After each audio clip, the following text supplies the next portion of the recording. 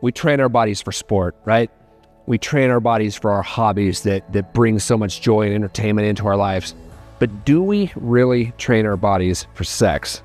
I think the real answer is going to shock you, so stay tuned.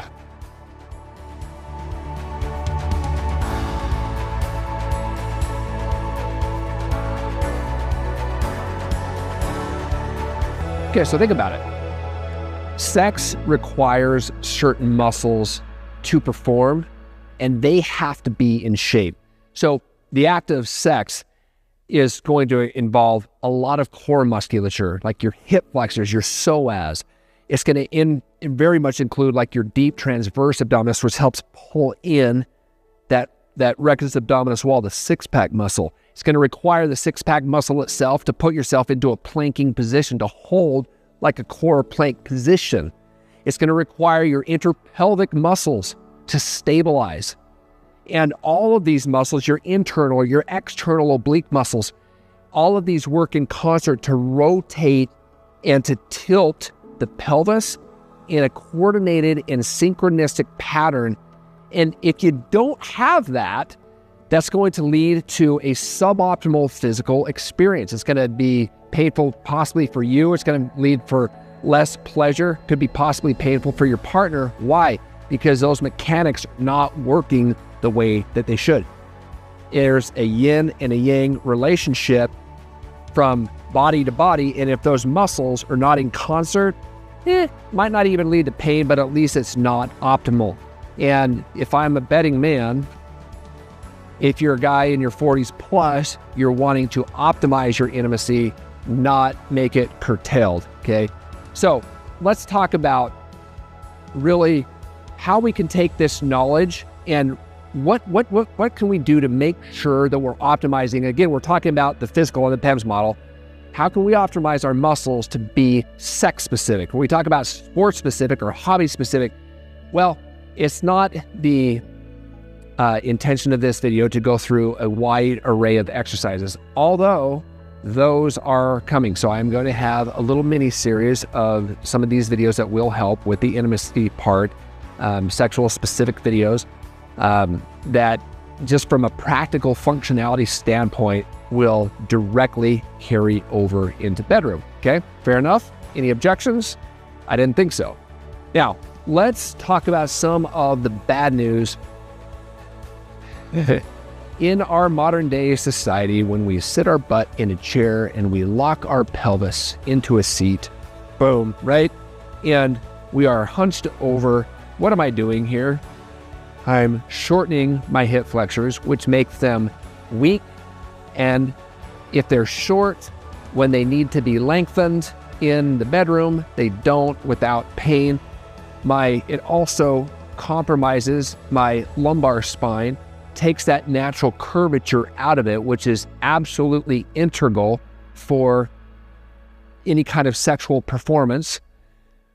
If I'm scrolling on a phone, if I'm in 8 hours plus, which most guys are in that stage of their life, all of these muscles are becoming inactive, or not inactive entirely, because then you'd fall over. I don't want to be complete in hyperbole here, but they're very, very much suboptimal. How many of us have back pains? How many of us have to get like heels in our shoes or go to the podiatrist because things are not working in the pelvic region? How many of us have to, assume maybe suboptimal positions in sex because we are not physically able to get into positions that would be more pleasurable, a little bit more exotic for ourselves and for our partner? With that said, I have a little bit more bad news before the good news. And that is, if you're thinking to yourself, well, that's okay, Griff, because I go to the gym. Well, that's great, and I applaud that. No, there's absolutely nothing wrong with that. But most of the exercises that are in a gym are very, shall we say, biomechanically limited. They're very myopic. So say, for example, you're like, well, I work my core. I go into the ab flexion, the ab crunch machine, and I do my crunches on the ab. Well, think about what we're doing here. We're literally doing the same pattern and reinforcing the same pattern that we do 24/7 on our phones, that we do when we're at our desk typing away. That is called a facilitative mode of training, which means I'm facilitating my nervous system. That's an actual term. It's a nervous system facilitation of, wait for it, the wrong movement pattern. That is faulty training. That just reinforced my hip flexors in the wrong way. I just reinforced a recruitment pattern of my rectus abdominis so that when I try to go at extension, oh, my back is not having it.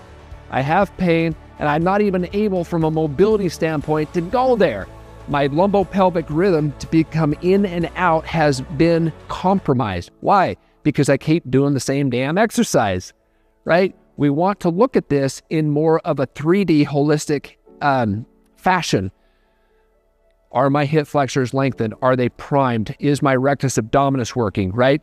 It's so funny because we get so many online trainers and people like, look at my abs shredded, and they're working out at the gym, they're doing these crunches and they look great.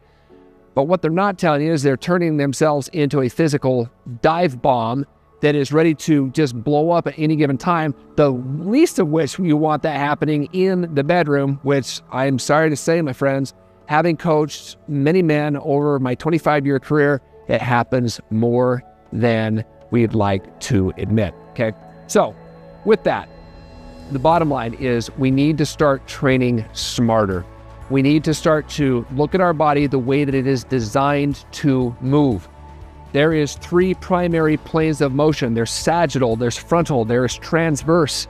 Very few exercises actually accommodate that. So if you would like help in constructing and crafting a very customized and personalized workout program, that is what I do here at Hardway Fitness.